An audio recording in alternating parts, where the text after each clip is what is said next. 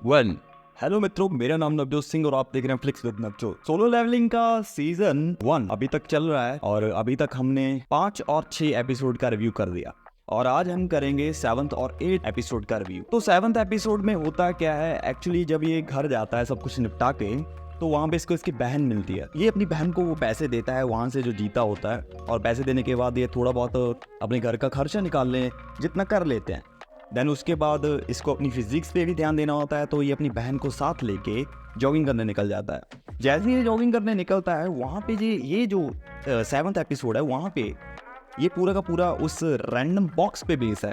वहाँ पे इसको जॉगिंग करते करते जब ये स्ट्रेंथ इसकी पूरी हो जाती है, तो वहाँ पे इसको गोल्स पूरे हो जाते हैं, इसको एक रैंडम बॉक्स मिलता है। रैंडम लूट बॉक्स बोलते हैं उसको। पार्क में ये खोलता है रैंडम लूट बॉक्स और उसमें से एक चाबी निकलती है।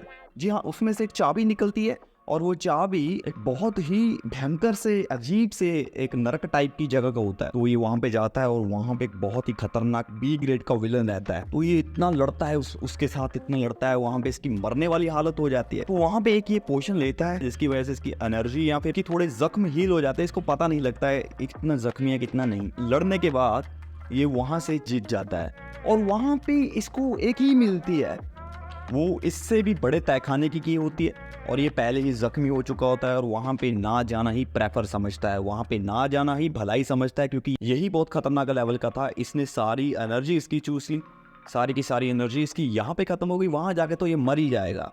तो ये अवॉइड करता है वहाँ पे जाना, बाहर आ जाता है। बाहर आने के बाद इसको प्राइजेस मिलते हैं, थोड़ा सेल्फ हील हो जाता है, ये इसे अपने आप को हील कर लेता है। हील करने के बाद ये अपनी बहन के पास वापस जाता है और घर जाती इसको एक नोटिफिकेशन आता है कि सी लेवल का एक फिर से पोर्टल खुला है कहीं पे। तो जिनवू सन को वहाँ पे जाने के लिए मजबूर होना पड़ता है। जिनवू सन वहाँ पे जाने के लिए रेडी हो जाता है और सब के सब वहाँ पे पहुँच जाते हैं। 7वां एपिसोड यहीं पे एंड हो जाता है और 8वां एपिसोड की शुरुआत में ही सभी लोग इकट्ठे हो जाते हैं।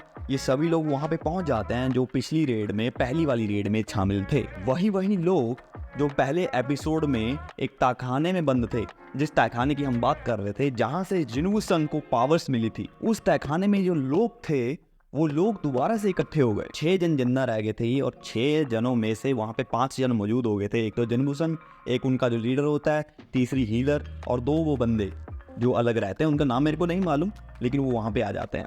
वो लड़की एक जो बच जाती है वो नहीं आती वहाँ पे।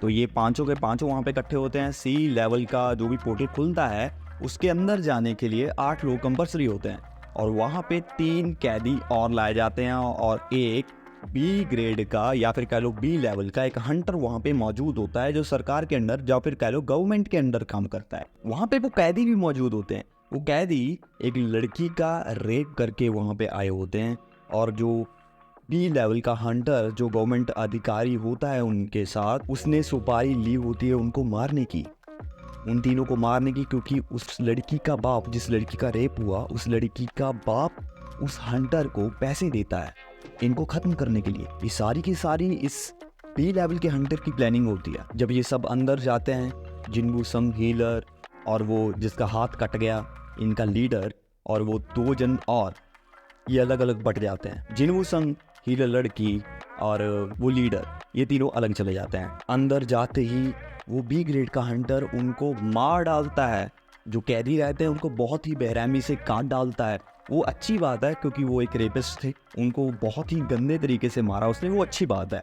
लेकिन उसने साथ ही में उन दोनों लड़कों को भी मार डाला जिनका कोई कसूर ही नहीं था। अब उनकी चीखें सुन के ये सब वहां पे पहुंच जाते हैं। वहीं पे एपिसोड एंड हो जाता है। ये नए टर्न एंड ट्विस्ट इस सीजन में, इस एपिसोड्स में जो आ रहे हैं वो बहुत ही अच्छे हैं, बहुत ही कूल हैं और कुछ सीरियस चीजें भी इसमें आ रही हैं। और मेरा ओपिनियन इन एपिसोड्स के बारे में ये है कि ये सच्ची में बहुत अच्छे एपिसोड है और मैं अपनी तरफ से अब रेटिंग देने का टाइम आ गया, क्योंकि मैं इस एपिसोड को लगभग आधा या फिर आधे से ज्यादा खत्म कर चुका हूँ और अब इसको रेटिंग देने का टाइम आ गया है। और मैं अपनी तरफ से सीरीज को रेटिंग दूंगा 10 में से 9 की, क्योंकि मेरे को पर्सनली बहुत अच्छी लगी और मैं नहीं एक्सपेक्ट करता था कि इतना अच्छा और इतना क्रिएटिव एनिमे हो सकता है।